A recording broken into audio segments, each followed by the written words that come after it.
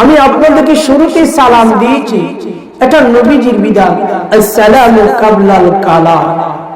উম্মাহ, তুমি কারো সাথে পরিচিত অপরিচিত যেই কোনো ব্যক্তিকে পাবে, তুমি তাকে সর্বপ্রথম কথা বলার পূর্বে কি দিবে?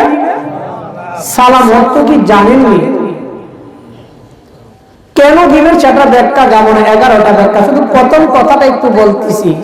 সালাম মানে আসসালামু আলাইকুম, এর অর্থ হচ্ছে আল্লাহ ওই বান্দার উপরে তুমি রহমত বরকত নাজিল করে বলুন সুবহানাল্লাহ। আমি যখন সালাম দিছি, দোয়া কি আমার জন্য করলাম নাকি যাকে সালাম দিয়েছি তার জন্য করলাম? কথা একটু বোঝার চেষ্টা করবেন।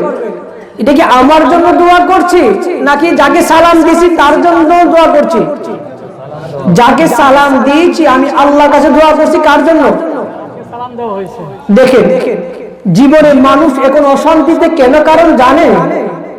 মানুষ শান্তিতে না থাকার কারণটা হলো, আমি গবেষণা করে ক্ষুদ্র গবেষণায় যে বিষয়টা বুঝতে পারলাম, কারণ আমি শান্তি চাই, আমার ছেলেটা ভালো অবস্থানে যাক, আমার মেয়েটা ভালো একটা জায়গায় বিয়ে হোক, আমার সংসারের লোক ভালো অবস্থায় যাক, আমার ভাইস্তা আমার প্রতিবেশী কেউ ভালো অবস্থানে থাকুক, এটা আমরা চাই। এই জন্য আমি ভালো না থাকার কারণটা হচ্ছে অন্যের ভালো যে না চাইবে আল্লাহ তার ভালো কখনো দিবে। অন্যের ভালো থাকার না চাওয়াটাই আমি আজকে ভালো না থাকার মূল কারণ। অন্যের ভালো চাইবেন, অটোমেটিক আপনার ভালো চলে আসবে সুবহানাল্লাহ। আমি যেটা বলছি, তাহলে আমি দোয়া করলাম আল্লাহ তুমি তার উপর শান্তি বর্ষিত করো। আমি দোয়া করছি আল্লাহর কাছে, আসলে কি আমি মন থেকে দোয়া করছি কিনা একটু খেয়াল করি। আমি যদি আলকাস ভাইকে সালাম দিলাম রাস্তায়, যদি মন থেকে আল্লাহর কাছে দোয়া করে থাকি, আল্লাহ আপনার বান্দা আলকাস সাহেবের উপর রহমত নাজিল করো, এই দোয়াটা যদি আমি মন থেকে করে থাকি, তো বাজারে গিয়ে ওনার গীবত করতে পারবো? তবে আমাদের সমাজে সালাম চলতেছে, যেই ব্যক্তিটা আপনাকে সালাম দিয়েছে সেই ব্যক্তি কিন্তু সালাম দিয়ে বাজারে গিয়ে আপনার বিপক্ষে বলে কিনা? তো বোঝা গেছে সালাম অর্থ শান্তি হয়। আসলে আমরা শান্তি চাই না, এটা সামাজিকতা ভাবে সালাম দিচ্ছি, সালামটা দিচ্ছি আল্লাহ শান্তি আপনাকে দান করবে, এটা মন থেকে না। মন থেকে শান্তি চাইলে আপনি অশান্তি থাকার জন্য কোনো কাজ আমি করতে পারতাম? দেখেন আল্লাহ কত ভালোবাসে, কত সুন্দর চমৎকার সালাম দেওয়া সুন্নাত, উত্তর দেওয়া কি?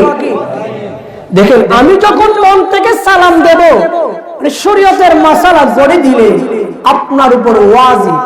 আল্লাহ বলে বান্দারে, ও বান্দা, ও বান্দা, তুমি যখন নিজের ইচ্ছা থেকে সালাম দিয়ে তার জন্য দোয়া করেছো, আমি আল্লাহ তুমি যে অন্যের জন্য দোয়া করছো এতটা আমি খুশি হইলাম। আমি ওই বান্দার উপর আর জবাব দেওয়াটা সুন্নত রাখি নাই, ওয়াজিব করে দিছি, বলুন সুবহানাল্লাহ। আমি আল্লাহ বলছি তুমি তার জন্য দোয়া করো, সালামের জবাব দাও। আমি আল্লাহ ওয়াজিব করিলাম, যেই বান্দাটা তোমার জন্য দোয়া করছে মন থেকে, আমি আল্লাহ খুশি হয়ে তোমাদেরকে আবশ্যক করে দিলাম তোমরা ওই বান্দার জন্য দোয়া করো, আমি আল্লাহ কবুল করে, বলুন সুবহানাল্লাহ। তাহলে আজ থেকে আমরা মানুষকে সালাম দেব সামাজিকতার লক্ষ্যে নয়, মানুষকে সালাম দেব মন থেকে, মানুষ শান্তিতে থাকার জন্য, বলুন ঠিক কিনা?